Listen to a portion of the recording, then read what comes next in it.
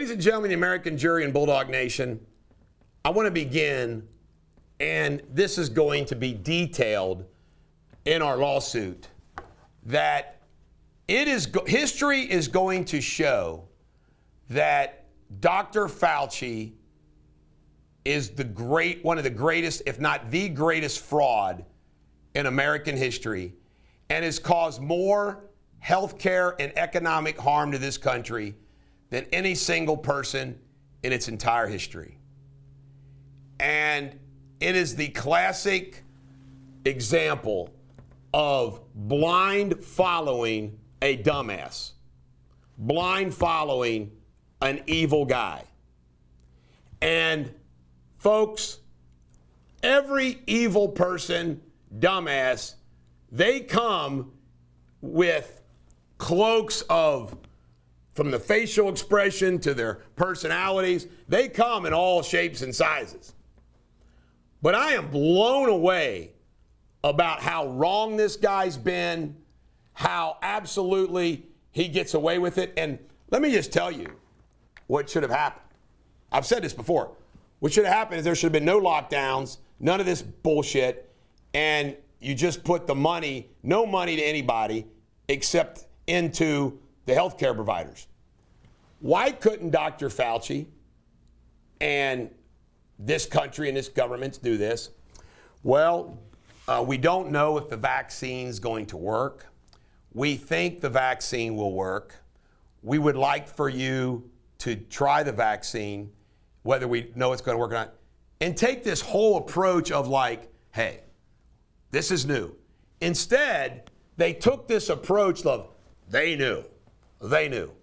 What is wrong with sometimes saying you don't know? In the practice of law, when I practice law, one of the things that I used to always do when somebody asked me a legal question I didn't know, I'd say, I don't know, but I'll find out the answer. I mean, it's like these people want to act like they're all know-it-alls. Look how many times Fauci is wrong. And we're going to let him get away with it by saying, well, it changes. It's awful. San Francisco is requiring full proof of vaccination wherever you go. I mean, that is Soviet Union, Nazi Germany stuff, folks. The Kentucky Board of Education voted for all this mask stuff. Never forget that your state government and in Kentucky and your whole court system is bent liberal left big time. And in Ohio, it is bent liberal Republican. I mean, it's Portman Republicans. Kentucky, McConnell Republicans. Philadelphia, they're saying, you can't make this up, Philadelphia workers, you get the jab or you got to wear 2 masks. Ted Cruz has set forth a Senate bill. I'm sure it won't pass because the Dems will block it. No mandates. I mean, I think it's in the Constitution. I don't think we need a law that says no mandates for vaccinations, but good for Ted Cruz. He gets Oracle status. I think children in masks is child abuse.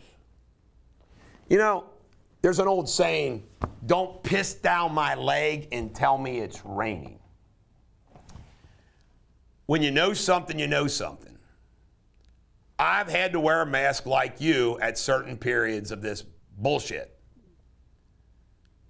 You're not going to tell me that the crap that I smell, and I brush my teeth and use mouthwash too, the crap that I smell while I got my mask on is good for me, my health.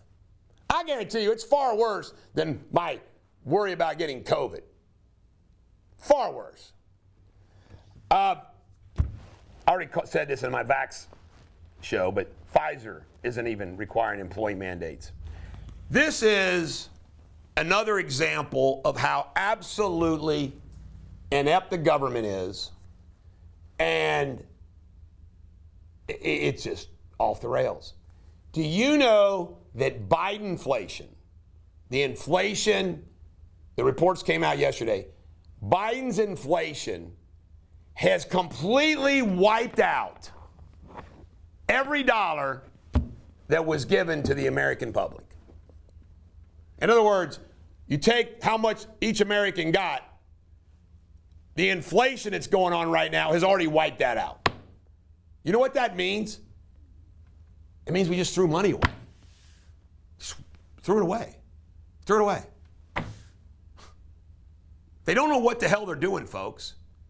They don't know what the hell they're doing.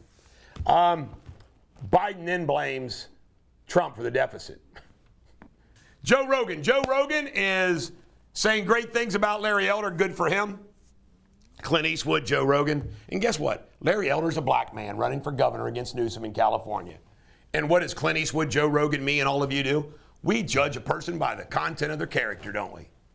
They call us racist. They're rooting for the white guy, Newsom, not us. We're for the black guy, Elder.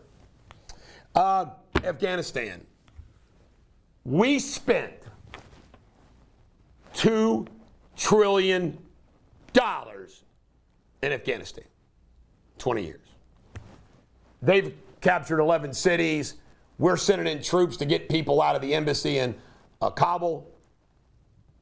Now, all of you that say, enough's enough, let's get the hell out of there, I get that. But for us to, I'm one of these people that say, if you broke it, it's yours. We broke the Middle East. We broke Afghanistan. Once you break it, you got some different obligations. $2 trillion. Thousands of soldiers killed. And it's a complete chaotic sense. By the way, Joe Biden asking them, the Taliban, to do the right thing. It's a country we live in, folks. The American Communist 10 is just full-blown evil. By the way, I'm not one of these people with the apocalyptic revelation, thing. But what's going on is making me start to freaking wonder. The border. 21-year record. In 21 years, we've never had anything like this. Million illegals pouring over that border with COVID, MS-13, drugs, you name it. Wholesale prices, really upbeat show today, isn't it? Wholesale prices up 7.8%. This is steel, stuff like that. Imagine that. 7.8% inflation on that. And some people say that inflation is going to be much more devastating than the other. Anita Dunn left the White House. By the way, she refused to give her financials. Anita Dunn is the lady that became, I think she was the first press secretary in Obama, who said that she liked to quote Mao. Mao is the man, if you did not know your Chinese history. Mao is the man that took over China with a revolution and made it communist, and then killed millions and millions and millions and millions of people through starvation and the gun and the knife. Funny story. Sean Penn comes out and says, vaccination should just be just like getting a driver's license. James Woods, Oracle status. James Woods responded, yeah, a driver's license just like you should need for voter integrity.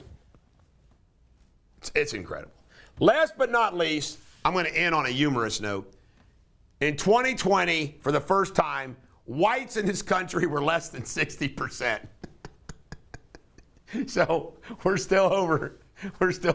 Blacks are 13%. So what is it? That's 73. So we're still in the majority. By the way, I wish we'd act like we had the majority instead of all this woke BS. But I think I'm kind of cut out to be a minority. I mean, my rebel outlaw style, I'm okay. I mean, we're a minority now because we're people fighting for this country. But ladies and gentlemen, the American Jury and Bulldog Nation, I'm 58 years old. I've never known a time in my life where, I just feel like it's all at stake. This is a Bulldog. Every dog has their day. Have a great day.